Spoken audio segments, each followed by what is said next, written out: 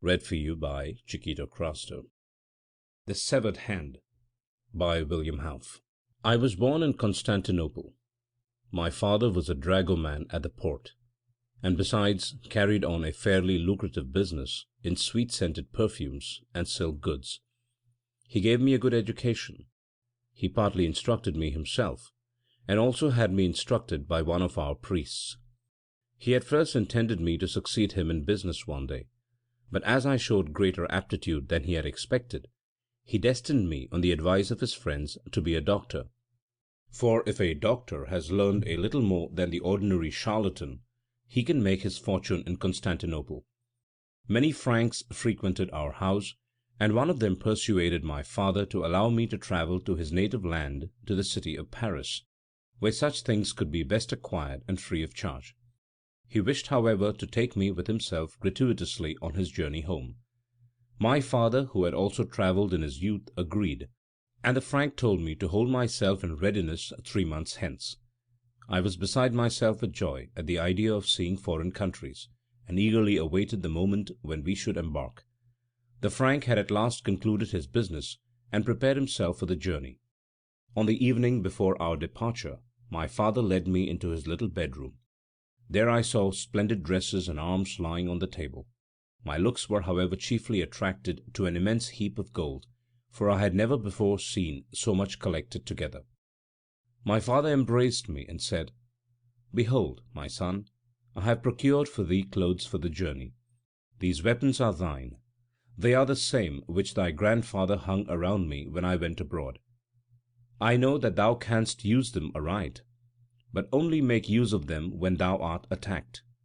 On such occasions, however, defend thyself bravely. My property is not large. Behold, I have divided it into 3 parts, one part for thee, another for my support and spare money, but the third is to me a sacred and untouched property. It is for thee in the hour of need." Thus spoke my old father, tears standing in his eyes, perhaps from some foreboding, for I never saw him again. The journey passed off very well. We had soon reached the land of the Franks, and 6 days later we arrived in the large city of Paris. There my Frankish friend hired a room for me, and advised me to spend wisely my money, which amounted in all to $2,000. I lived 3 years in this city, and learned what is necessary for a skilful doctor to know. I should not, however, be stating the truth if I said that I liked being there, for the customs of this nation displeased me. Besides, I had only a few chosen friends there, and these were noble young men. The longing after home at last possessed me mightily. During the whole of that time I had not heard anything from my father, and I therefore seized a favorable opportunity of reaching home. An embassy from France left for Turkey. I acted as surgeon to the suite of the ambassador, and arrived happily in Stamboul. My father's house was locked, and the neighbors, who were surprised on seeing me, told me my father had died 2 months ago. The priest who had instructed me in my youth brought me the key. Alone and desolate I entered the empty house. All was still in the same position as my father had left it, only the gold which I had to inherit was gone. I questioned the priest about it, and he, bowing, said, "Your father died a saint, for he has bequeathed his gold to the church." This was and remained inexplicable to me. However, what could I do? I had no witness against the priest, and had to be glad that he had not considered the house and the goods of my father as a bequest. This was the first misfortune that I encountered. Henceforth nothing but ill luck attended me. My reputation as a doctor would not spread at all, because I was ashamed to act the charlatan, and I felt everywhere the want of the recommendation of my father, who would have introduced me to the richest and most distinguished, but who now no longer thought of the poor Zaleukos. The goods of my father also had no sale, for his customers had deserted him after his death, and new ones are only to be got slowly. Thus, when I was one day meditating sadly over my position, it occurred to me that I had often seen in France men of my nation travelling through the country, exhibiting their goods in the markets of the towns. I remembered that the people liked to buy of them, because they came from abroad, and that such a business would be most lucrative. Immediately I resolved what to do. I disposed of my father's house, gave part of the money to a trusty friend to keep for me, and with the rest I brought what was very rare in France, shawls, silk goods, ointments, and oils, took a berth on board a ship, and thus entered upon my second journey to the land of the Franks. It seemed as if fortune had favored me again as soon as I had turned my back upon the castles of the Dardanelles. Our journey was short and successful. I travelled through the large and small towns of the Franks, and found everywhere willing buyers of my goods. My friend in Stamboul always sent me fresh stores, and my wealth increased day by day. When I had saved at last so much that I thought I might venture on a greater undertaking, I travelled with my goods to Italy. I must, however, confess to something which brought me not a little money. I also employed my knowledge of physic. On reaching a town, I had it published that a Greek physician had arrived, who had already healed many, and in fact my balsam and medicine gained me many a sequin. Thus I had at length reached the city of Florence in Italy. I resolved upon remaining in this town for some time, partly because I liked it so well, partly also because I wished to recruit myself from the exertions of my travels. I hired a vaulted shop in that part of the town called Sta Croce, and not far from this a couple of nice rooms at an inn, leading out upon a balcony. I immediately had my bills circulated, which announced me to be both physician and merchant.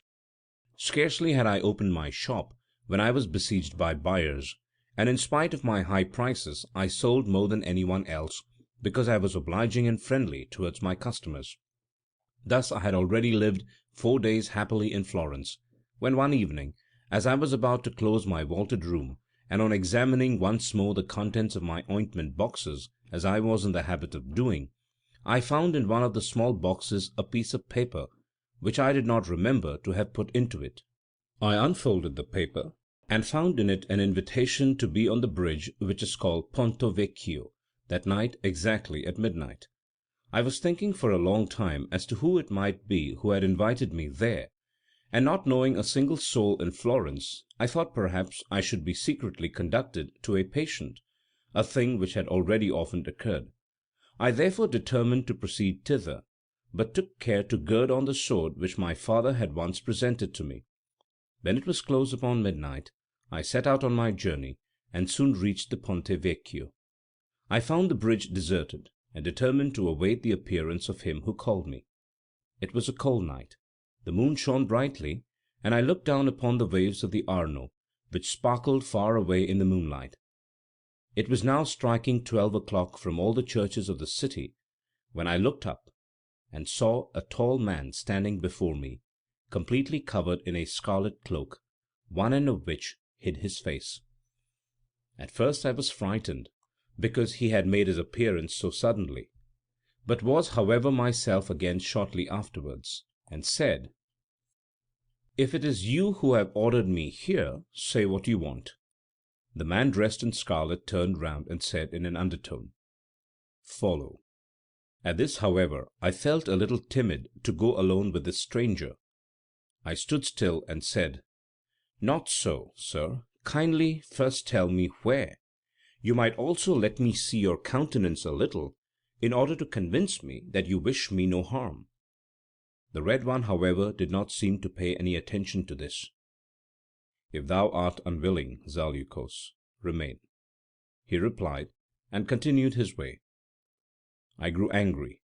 "Do you think," I exclaimed, "a man like myself allows himself to be made a fool of, and to have waited on this cold night for nothing?" In 3 bounds I had reached him, seized him by his cloak, and cried still louder, whilst laying hold of my sabre with my other hand. His cloak, however, remained in my hand, and the stranger had disappeared round the nearest corner. I became calmer by degrees. I had the cloak at any rate, and it was this which would give me the key to this remarkable adventure. I put it on, and continued my way home. When I was at a distance of about 100 paces from it, some one brushed very closely to me, and whispered in the language of the Franks, "Take care, Count, nothing can be done to-night." Before I had time, however, to turn round, This somebody had passed, and I merely saw a shadow hovering along the houses. I perceived that these words did not concern me, but rather the cloak, yet it gave me no explanation concerning the affair. On the following morning I considered what was to be done. At first I had intended to have the cloak cried in the streets, as if I had found it, but then the stranger might send for it by a third person, and thus no light would be thrown upon the matter. Whilst I was thus thinking, I examined the cloak more closely. It was made of thick Genoese velvet, scarlet in colour, edged with Astrakhan fur, and richly embroidered with gold. The magnificent appearance of the cloak put a thought into my mind, which I resolved to carry out.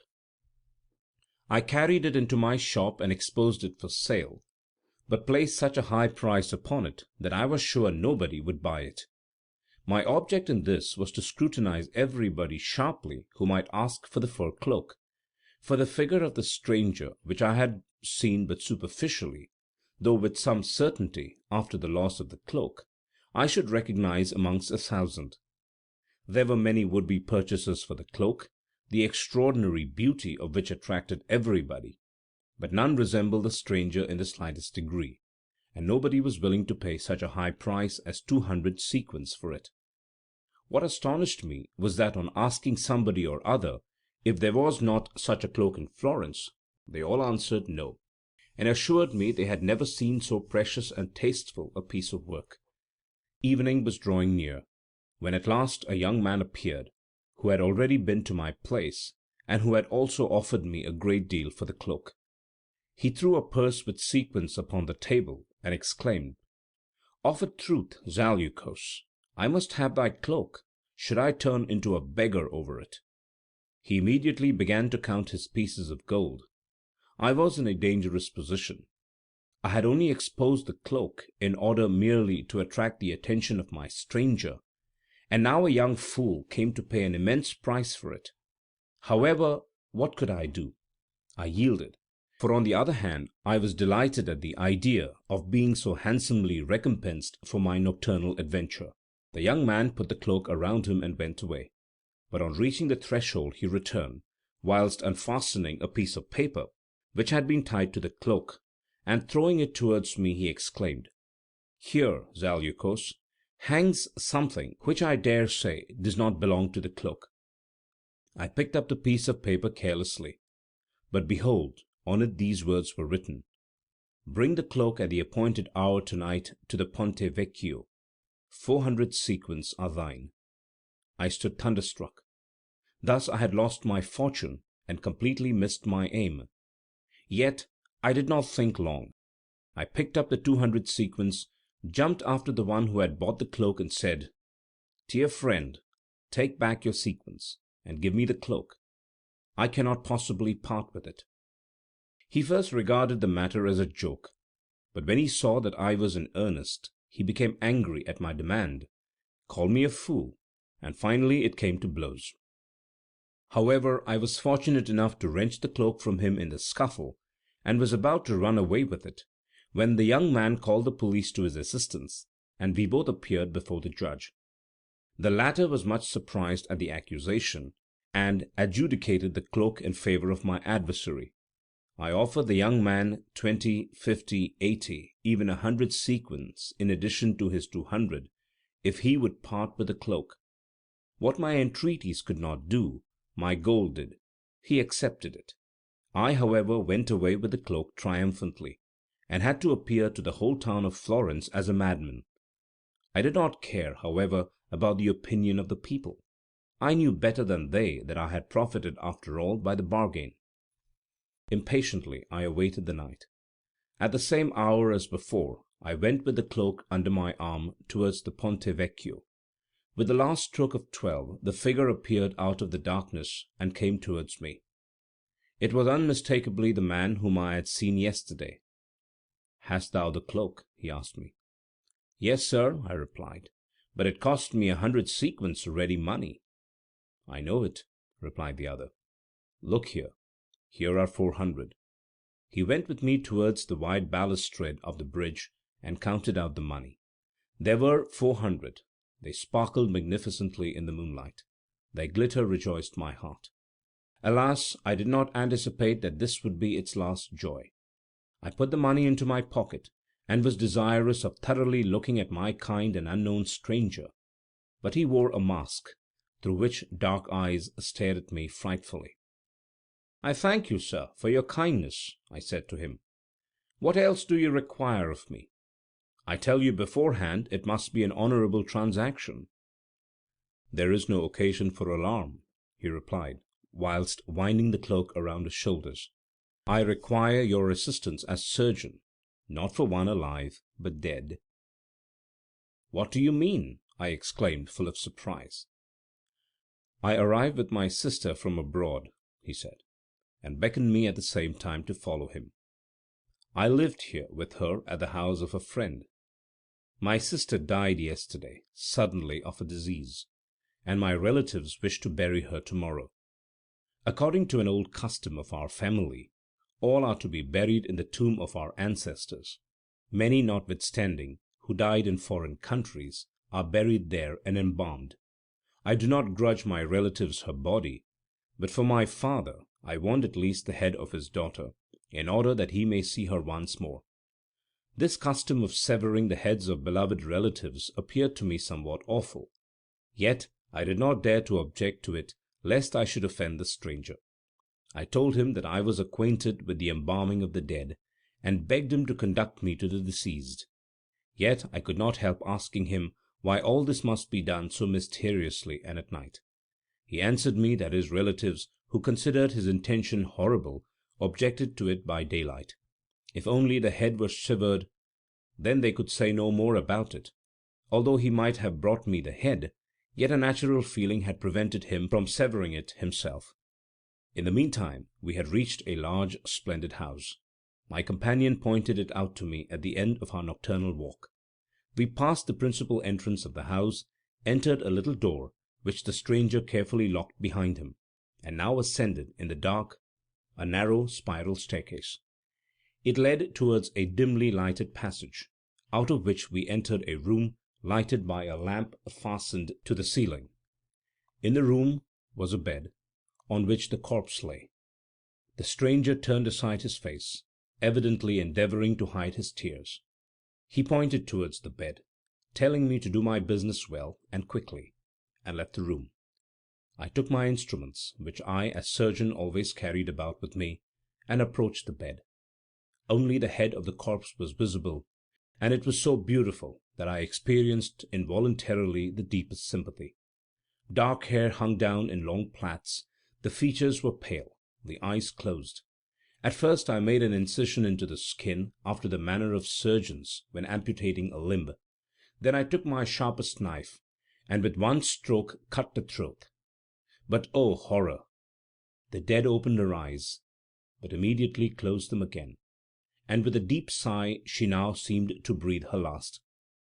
At the same moment a stream of hot blood shot towards me from the wound. I was convinced that the poor creature had been killed by me. That she was dead there was no doubt, for there was no recovery from this wound. I stood for some minutes in painful anguish at what had happened. Had the red cloak deceived me, or had his sister perhaps merely been apparently dead? The latter seemed to me more likely, but I dare not tell the brother of the deceased that perhaps a little less deliberate cut might have awakened her without killing her. Therefore I wished to sever the head completely. But once more the dying woman groaned, stretched herself out in painful movements, and died. Fright overpowered me, and shuddering I hastened out of the room. But outside in the passage it was dark, for the light was out. No trace of my companion was to be seen, and I was obliged, haphazard, to feel my way in the dark along the wall, in order to reach the staircase. I discovered it at last and descended, partly falling and partly gliding. But there was not a soul downstairs. I merely found the door ajar, and breathed freer on reaching the street, for I had felt very strange inside the house. Urged on by terror, I rushed towards my dwelling place, and buried myself in the cushions of my bed, in order to forget the terrible thing that I had done. but sleep deserted me, and only the morning admonished me again to take courage. It seemed to me probable that the man who had induced me to commit this nefarious deed, as it now appeared to me, might not denounce me. I immediately resolved to set to work in my vaulted room, and if possible to assume an indifferent look. But alas! an additional circumstance, which I only now noticed, increased my anxiety still more. My cap and my girdle, as well as my instruments, were wanting, and I was uncertain as to whether I had left them in the room of the murdered girl, or whether I had lost them in my flight. The former seemed indeed the more likely, and thus I could easily be discovered as the murderer. At the accustomed hour I opened my vaulted room. My neighbor came in, as was his wont every morning, for he was a talkative man. "Well," he said, "what do you say about the terrible affair which has occurred during the night?" I pretended not to know anything. "What! Do you not know what is known all over the town? Are you not aware that the loveliest flower in Florence, Bianca, the governor's daughter, was murdered last night? I saw her only yesterday driving through the streets in so cheerful a manner with her intended one, for today the marriage was to have taken place. I felt deeply wounded at each word of my neighbor. Many a time my torment was renewed, for every one of my customers told me of the affair, each one more ghastly than the other, and yet nobody could relate anything more terrible than that which I had seen myself. About midday a police officer entered my shop and requested me to send the people away. "Signor Zaleukos," he said, producing the things which I had missed, "do these things belong to you?" I was thinking as to whether I should not entirely repudiate them, but on seeing through the door, which stood ajar, my landlord and several acquaintances, I determined not to aggravate the affair by telling a lie, and acknowledged myself as the owner of the things. The police officer asked me to follow him, and led me towards a large building, which I soon recognized as the prison. There he showed me into a room. Meanwhile, my situation was terrible. As I thought of it in my solitude, the idea of having committed a murder unintentionally constantly presented itself to my mind. I also could not conceal from myself that the glitter of the gold had captivated my feelings, otherwise I should not have fallen blindly into the trap. 2 hours after my arrest I was led out of my cell. I descended several steps until at last I reached a great hall. Around a long table draped in black were seated 12 men, mostly old men. There were benches along the sides of the hall, filled with the most distinguished of Florence. The galleries, which were above, were thickly crowded with spectators. When I had stepped towards the table covered with black cloth, a man with a gloomy and sad countenance rose. It was the governor. He said to the assembly that he, as the father in this affair, could not sentence, and that he resigned his place on this occasion to the eldest of the senators. The eldest of the senators was an old man, at least 90 years of age. He stood in a bent attitude, and his temples were covered with thin white hair, but his eyes were as yet very fiery, and his voice powerful and weighty. He commenced by asking me whether I confessed to the murder. I requested him to allow me to speak, and related undauntedly and with a clear voice what I had done and what I knew. I noticed that the governor during my recital at one time turned pale, and at another time red. When I had finished he rose angrily. "What, wretch!" he exclaimed, "dost thou even dare to impute a crime which thou hast committed from greediness to another?" The senator reprimanded him for his interruption, since he had voluntarily renounced his right. Besides, it was not clear that I did the deed from greediness, for according to his own statement, nothing had been stolen from the victim. He even went further. He told the governor that he must give an account of the early life of his daughter, for then only it would be possible to decide whether I had spoken the truth or not. At the same time he adjourned the court for the day, in order, as he said, to consult the papers of the deceased, which the governor would give him. I was again taken back to my prison, where I spent a wretched day, always fervently wishing that a link between the deceased and the red cloak might be discovered. Full of hope, I entered the court of justice the next day. Several letters were lying upon the table. The old senator asked me whether they were in my handwriting.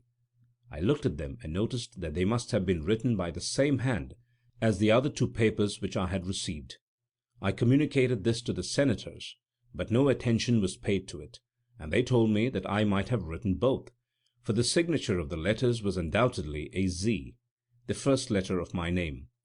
The letters, however, contained threats against the deceased and warnings against the marriage which she was about to contract.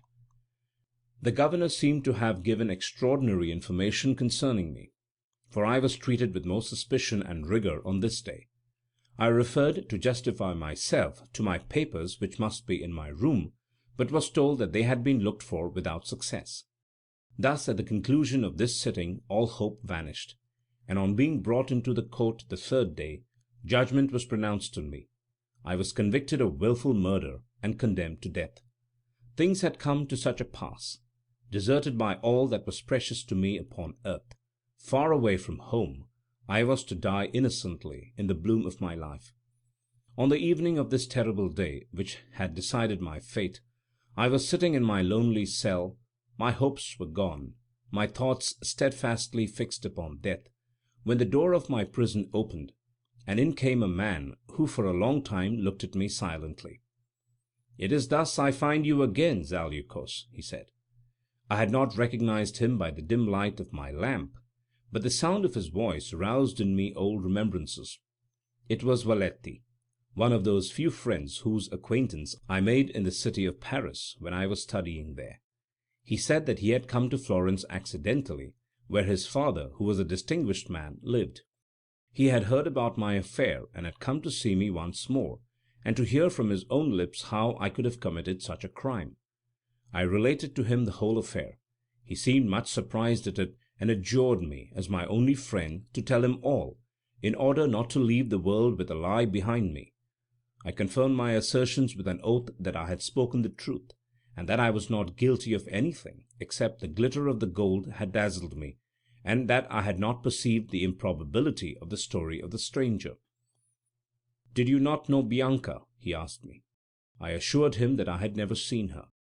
Valetti now related to me that a profound mystery rested on the affair, that the governor had very much accelerated my condemnation, and now a report was spread that I had known Bianca for a long time, and had murdered her out of revenge for her marriage with someone else. I told him that all this coincided exactly with the red cloak, but that I was unable to prove his participation in the affair. Valetti embraced me weeping, and promised me to do all, at least to save my life. I had little hope, though I knew that Valetti was a clever man, well versed in the laws, and that he would do all in his power to save my life. For 2 long days I was in uncertainty. At last Valetti appeared. "I bring consolation, though painful. You will live and be free with the loss of one hand." Affected, I thanked my friend for saving my life. He told me that the governor had been inexorable in having the affair investigated a second time, but that he at last, in order not to appear unjust, had agreed that if a similar case could be found in the law books of the history of Florence, my punishment should be the same as the one recorded in these books. He and his father had searched in the old books day and night, and at last found a case quite similar to mine.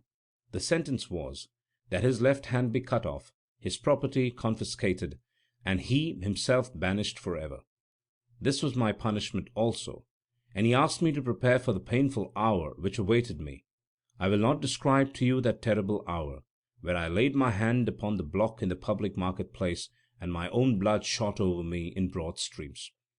Valetti took me to his house until I had recovered. He then most generously supplied me with money for travelling, for all I had acquired with so much difficulty had fallen a prey to the law. I left Florence for Sicily, and embarked on the first ship I had found for Constantinople. My hope was fixed upon the sum which I had entrusted to my friend. I also requested to be allowed to live with him. But how great was my astonishment on being asked why I did not wish to live in my own house. He told me that some unknown man had bought a house in the Greek quarter in my name, and this very man had also told the neighbours of my early arrival. I immediately proceeded thither accompanied by my friend, and was received by all my old acquaintances joyfully. An old merchant gave me a letter, which the man who had bought the house for me had left behind. I read as follows: Zaleucos. Two hands are prepared to work incessantly in order that you may not feel the loss of one of yours. The house which you see and all its contents are yours, and every year you will receive enough to be counted amongst the rich of your people. Forgive him who is unhappier than yourself. I could guess who had written it, and in answer to my question the merchant told me it had been a man whom he took for a Frank, and who had worn a scarlet cloak. I knew enough to understand that the stranger was, after all, not entirely devoid of noble intentions. In my new house I found everything arranged in the best style, also a vaulted room stored with goods more splendid than I had ever had. 10 years have passed since. I still continue my commercial travels, more from old custom than necessity. Yet I have never again seen that country where I became so unfortunate. Every year since I have received 1,000 gold pieces, and although I rejoice to know that unfortunate man to be noble, yet he cannot relieve me of the sorrow of my soul, for the terrible picture of the murdered Bianca is continually on my mind. End of The Severed Hand by Wilhelm Hauff. Read for you by Chiquito Crasto, Birmingham, Alabama.